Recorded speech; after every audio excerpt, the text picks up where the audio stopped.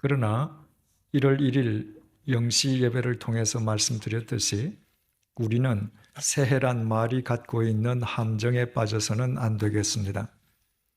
대체 새해가 어디에 있습니까? 새해의 실체가 과연 무엇입니까? 우리는 속지 말아야 합니다. 새해는 없습니다. 새해는 외부에서 저절로 주어지는 것이 아니라는 의미입니다. 새해는 매일매일의 삶 속에서 새로운 삶을 사는 자의 삶이 결과적으로 맺는 열매입니다.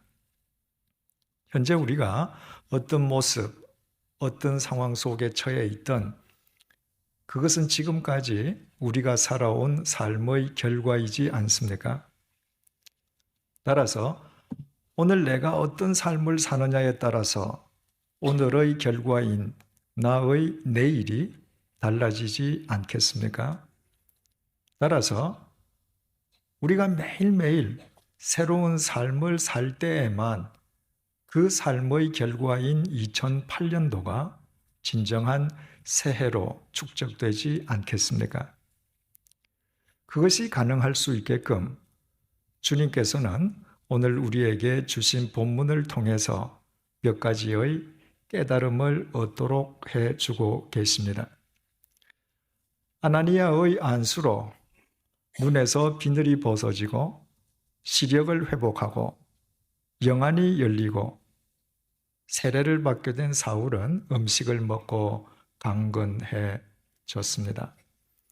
그리고 다메섹에 있는 그리스도인들로부터 복음의 진술을 전수받는 즉시 사울은 뛰쳐나가서 다메섹에 있는 유대인의 각 회당을 찾아다니면서 복음을 전파하기 시작했습니다. 유대인들의 반응을 본문 21절이 밝혀주고 있습니다.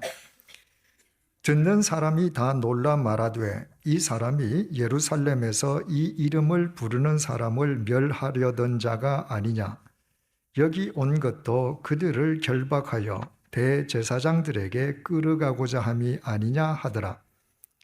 이와 같은 유대인들의 반응은 우리에게 조금도 낯설지 않습니다. 다메섹 도상에서 빛이신 예수님의 태풍을 만나 사울이 시력을 상실했을 때입니다. 주님께서 다메섹에 있는 그리스도인인 아나니아에게 사울을 찾아가서 안수해 줄 것을 명령하셨습니다. 그때 아나니아가 주님께 제기했던 이 내용을 우리는 이미 알고 있습니다. 13절에서 14절 내용입니다. 주여, 이 사람에 대하여 내가 여러 사람에게 듣사온즉 그가 예루살렘에서 주의 성도에게 적지 않은 해를 끼쳤다 하더니 여기서도 주의 이름을 부르는 모든 사람을 결박할 권한을 대제사장들에게서 받았나이다. 사울에 대한 아나니아의 반응과 오늘 본문의 유대인들의 반응은 이처럼 동일했습니다. 그러나 내용이 동일해 보인다고 해서 그 내용의 의미와 그 양자의 입장마저 동일한 것은 아니었습니다. 오히려 정반대였습니다. 아나니아는 소문으로 사울이 어떤 인간인지를 익히 알고 있었습니다. 그래서 사울은 소문대로의 사울이 실제의 사울과 동일하다는 것을 주님 앞에 표현했던 것입니다. 아나니아로서는 사울의 마수로부터 교회와 그리스도인들을 지켜야 할 필요성이 있었기 때문입니다. 그러나 아나니아는 주님께서 사울을 당신의 그릇으로 택하셨다는 말씀을 듣고 자신의 생각을 거두어 드렸습니다. 주님의 말씀 속에서 사울 역시 자신이 품어야 할 형제임을 깨달았기 때문이었습니다. 그러나 동일해 보이는 본문 속 유대인들의 반응은 정반대의 의미였습니다. 본문 속 유대인들은 아나니아와 같은 유대인들이기는 했지만 그리스도인인 아나니아와는 달리 그들은 모두 유태교 신자들이었습니다. 그들은 사울이라고 하는 열혈 유태교 청년이 교회를 잔멸하는 최선봉에 서 있다는 소문을 들어서 익히 알고 있었습니다. 그런데 그 소문의 주인공인 사울이 자신들 앞에 나타나서 엉뚱하게도 복음을 전파하고 있는 것입니다. 그들이 보기에 실제의 사울은 소문의 사울과는 전혀 딴판이라는 의미로 오늘 본문의 반응을 보인 것이었습니다. 다시 말씀드리면 동일해 보이는 아나니아의 반응은 사울은 이런 사람이다라는 단정적 표현인데 반해서 본문 속 유대교 교인들의 반응은 사울은 이런 사람이 아니다는 부정적 표현이었던 것입니다. 그래서 사울이 더욱 힘차게 복음을 증거했지만 그 복음을 듣는 유대 교인들의 마음은 더욱 강팍해지기만 했음을 본문 22절이 밝혀주고 있습니다. 유대 교인들로서는 유대교를 배교한 더러운 배신자 사울을 가만히 두고 볼 수 없었던 것입니다. 본문 23절의 증언입니다. 여러 날이 지남에 유대인들이 사울 죽이기를 공모하더니, 여기에서 여러 날이 얼마 동안의 기간을 의미하는지에 대해서는 두 가지 견해가 있습니다. 문자 그대로 얼마 동안, 다시 말해서 며칠 동안이라는 것이 첫 번째 견해입니다. 두 번째는 본문이 말하는 여러 날은 3년을 의미한다는 견해입니다. 사울은 갈라디아서 1장에서 자신의 회심 이후에 아라비아 광야에서 3년을 기거한 뒤에 다시 다메섹을 찾아갔음을 밝혀주고 있습니다. 따라서 본문 22절과 23절 사이에는 3년간의 시차가 있다는 것입니다. 중요한 사실은 어느 쪽의 견해를 따른다 할지라도 다메섹에 있는 유대인들이 사울을 죽이기로 공모했다는 것입니다. 유대교를 배신한 사울이 예수가 하나님이심을 전파하기 시작하면서 유대 교인들 중에 믿음이 흔들리는 사람이 적지 않았기 때문일 것입니다. 그래서 유대교 신자들은 배신자인데다 유대교 자체를 뒤흔드는 사울을 죽이지 않고서는 견딜 수 없었던 것입니다. 이처럼 사울 한 사람에 대하여 아나니아의 반응과 본문 속 유대교인들의 반응이 내용상으로는 동일해 보이지만 그 의미와 결과는 판이하게 달랐습니다. 그것은 그 양자가 각각 다른 입장에 서 있었기 때문입니다. 아나니아가 주님을 믿는 그리스도인의 입장에 서 있었던 데 반해서 유대인들은 주님을 부정하는 유대교의 입장에 서 있었던 것입니다. 우리가 어떤 입장에 서 있느냐에 따라서 우리 언행의 의미와 결과는 이처럼 판이하게 달라집니다. 이것이 신년주의를 맞는 오늘 우리가 본문을 통해서 깨닫게 되는 첫 번째 깨달음입니다. 올 한 해 동안 만약 우리가 확실하게 그리스도인의 자리, 그리스도인의 입장을 고수하지 않는다면 올해 역시 새해가 될 턱이 없습니다. 우리가 올 한 해 동안 그리스도인의 입장을 확고하게 견지하지 않는 한 지금까지 그렇게 해왔던 것처럼 올해 우리의 삶 역시 연말이면 후회와 한탄으로 끝나버릴 것이기 때문입니다. 다메섹에 있는 유대교 교인들이 개인 사울을 죽이기로 공모했다면 백지에 홀로 떨어져 있는 사울의 목숨은 죽은 목숨과 같습니다. 그런데 본문 24절이 이렇게 시작됩니다. 그 계교가 사울에게 알려지니라. 누군가를 살해하기로 공모하는 사람이라면 그 공모를 백주에 만인 환시리에 행하는 사람은 없습니다. 사람을 살해하는 공모는 아무도 모르게 숨어서 은밀하게 행하는 법입니다.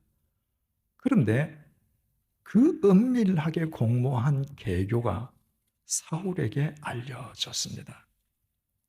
헬라어 원문에 사용된 동사 기노스코는 본래 동침한다는 뜻입니다. 유대 교인들의 계교가 그저 피상적으로 전해진 것이 아니라 낱낱이 속속들이 구체적으로 하나도 빠짐없이 그대로 전해졌다는 것입니다. 사울이 그 계교를 알기 위해서 안달했기 때문이 아니었습니다. 사울은 유대교인들이 자신을 죽이려고 공모했다는 사실 자체도 모르고 있었습니다. 그런데 누구에 의해서 어떻게 그 은밀한 계교가 밝혀졌는가? 그리고 어떤 경로를 통해서 그 계교가 당사자인 사울에게 알려지게 되었는가? 본문은 전혀 언급하지 않습니다. 그것은 아무런 중요한 의미를 갖고 있지 않기 때문입니다. 그 역할을 담당했던 사람들이 누구든 상관없이 그들의 배후에서 그 계교가 알려지도록 역사하신 분은 주님이셨기 때문입니다. 따라서 그 계교가 알려졌다는 이 짧은 본문의 표현을 통해서 신년주의를 맞는 우리는 두 번째 깨달음을 얻게 됩니다. 올 한 해 동안 우리가 무슨 일을 꾀하든 무엇을 행하든 그 모든 일은 하나님 앞에서 반드시 드러날 수밖에 없다는 것입니다. 몇 해 전에 필리핀 청년 한 명이 전 세계적으로 유포시킨 러브 바이러스로 인해서 순식간에 전 세계 수백만 대의 컴퓨터가 마비되는 일대 사건이 있었습니다. 그때 미국에서는 백악관, 의회는 말할 것도 없고 국무부, 국방부의 컴퓨터까지 피해를 입었습니다. 독일에서는 내무부에서 전자메일 전송 자체가 중단되어 버렸고, 벨기에에서는 은행의 현금 자동 인출기가 작동을 멈추었습니다. 로마에 있는 UN 식량농업기구의 본부에서는 컴퓨터 시스템 자체가 마비되어 버렸습니다. 영국에서는 영국 전 기업의 30%, 스웨덴에서는 전 기업의 80%가 피해를 입었습니다. 짧은 시간에 그 피해로 인해서 전 세계가 입은 경제적 손실이 무려 25억 달러로 추산되었습니다. 놀라운 사실은 미 연방 수사국인 FBI가 바이러스가 침투한 전화 회선을 역추적해서 미국과는 지구 반대편에 위치한 필리핀 마닐라 소재의 한 아파트에 숨어있던 범인과 그 범인이 사용한 컴퓨터를 정확하게 찾아내었다는 것입니다. 전 세계에서 사용되고 있는 수억만 대의 컴퓨터, 그 컴퓨터를 사용하는 수억만 명의 사람들, 그 많은 컴퓨터와 그 많은 사람들 가운데에 단 한 명의 범인과 그 범인이 사용한 컴퓨터를 단 며칠 만에 정확하게 색출해낸다는 것은 컴퓨터의 문외한인 저로서는 상상을 초월하는 일입니다. 그 바이러스를 세계에 유포시켰던 23세의 필리핀 청년 구스만까지도 자기 자신이 그토록 빨리 쉽게, 그것도 필리핀 경찰이 아니라 지구 반대편 미국 경찰에게 체포되리라고는 상상할 수도 없었을 것입니다. 그러나 미국 FBI가 아무리 신출귀몰해도 그것은 사람의 조직에 불과하지 않습니까? 인간의 조직인 미국의 FBI 앞에서도 미국도 아닌 필리핀에서 한 청년이 은밀하게 행한 일도 숨길 수 없다면 하물며 하나님 앞에서 인간이 무엇을 감출 수 있겠습니까?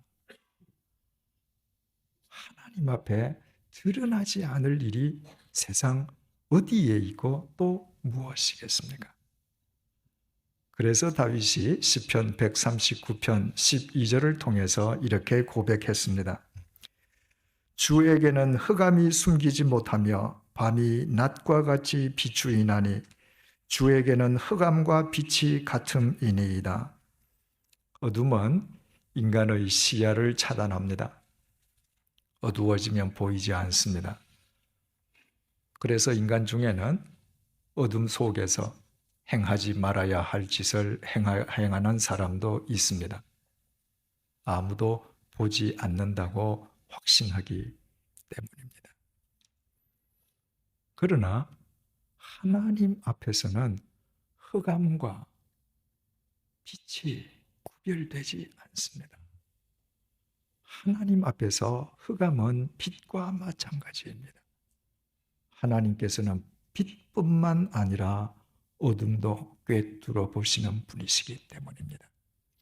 다윗이 이런 고백을 하게 된 데는 그만한 연유가 있었습니다. 어느 날 다윗이 유부녀를 불러서 불륜을 저질렀습니다. 그 시간과 장소는 한밤중 자신의 구중 궁궐이었습니다. 여인의 남편은 전쟁터에 나가고 없었습니다. 아무도 본 사람이 없었습니다.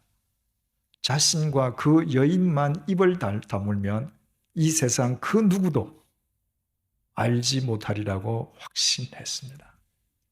그러나 다윗은 중요한 한 가지 사실을 망각하고 있었습니다. 자신의 그 불륜의 현장을 하나님께서 보고 계신다는 신앙이 내게는 지극히 단순하고 기본적인 것이었습니다.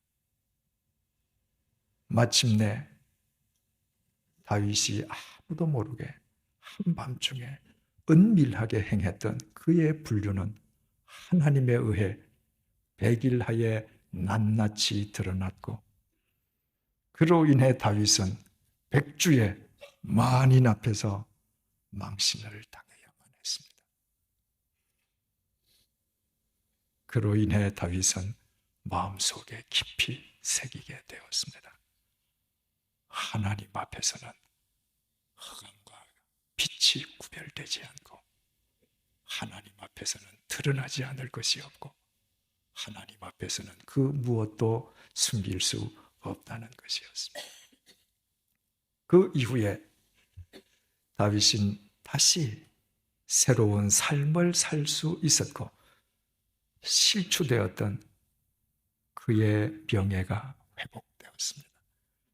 그로 인해서 다윗의 시간들은 또다시 새 시간, 새 날, 새 달, 새 해로 엮어질 수 있었습니다.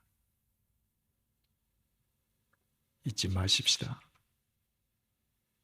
올 한 해 동안 우리가 무엇을 하든 아무도 보지 않는 곳에서 나 혼자 은밀하게 행하는 일이라 할지라도 하나님 앞에서는 반드시